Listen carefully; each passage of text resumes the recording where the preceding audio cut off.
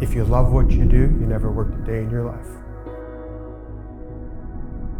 Cranberries is my life. My parents and where we come from in India is traditionally known as India's breadbasket, so I think it's in our DNA to grow food.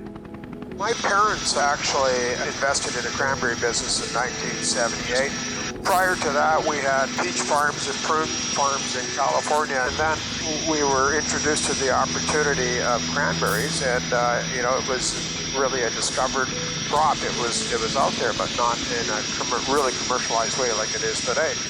My dad started me from cleaning ditches, and I did that for 2 years. He taught me a really valuable lesson. He said, if you understand right from the bottom, going up, what it takes to do a job, you will always know and respect what you ask people to do. And I can actually say that. I've done everything from cleaning a ditch to running a forklift. I can even drive an 18-wheeler.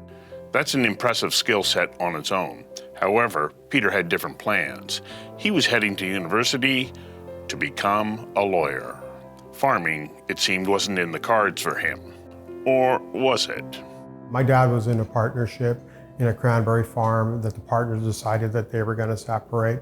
Anyways, one partner sued another partner. My dad got dragged in, and I just saw how vulnerable my father was, how vulnerable our small business was. And I just thought to myself, I never want to ever be in a position like that in my life, and also look at the legacy that my parents left. So I went to law school. I was thinking that I was going to go out and practice law for a few years, but eventually joined the family business because I loved what I did, and that was, grow food. Unfortunately, I lost my dad in 2003, but I was able to grow the farm 15-fold from the time I joined.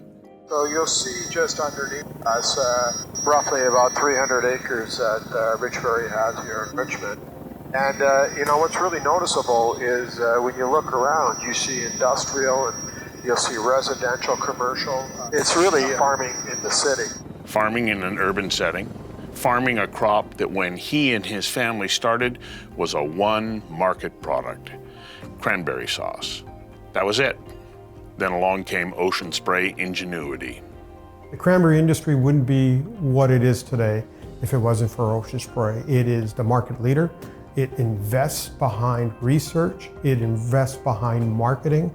And also innovation. Innovation is critical. What can we do with the cranberry? The work with Ocean Spray reflects the high regard he's received from the cranberry community and the retail branding knowledge that he has. We started off as Ocean Spray was a sauce company. It pivoted into a juice company. And then from there, it also pivoted into a food company. The leadership he displays and the vision he displays is extraordinary. We're going to shut down here, and we're going to go for a bit of a drive.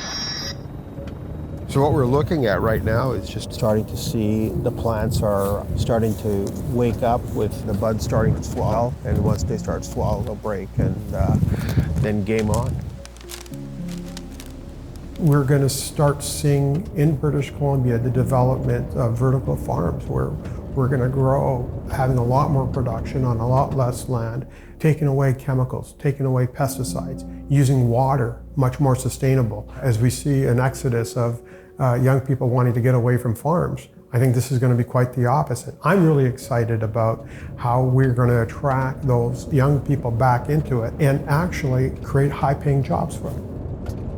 He really moved into the business world and a lot of the philanthropic work that he got so good at. I think what I thought was important to me a decade ago is still important, but there's other things that have become more important to me. I created a center with UBC on business ethics. Having a center on business ethics at Sauder has been really, really important. I mean, it sends a signal to the public, to the business community, to students, and to faculty about how important ethics is in the study of business. We as business people should be and can be better corporate citizens. Peter cares about people and cares about his province and his country. The things he does, and many of them are not mentioned, unnoticed. He does because he knows it's important to build a community for future generations. Being a person that comes from my industry, farming, not very often that you see a farmer recognized for business excellence.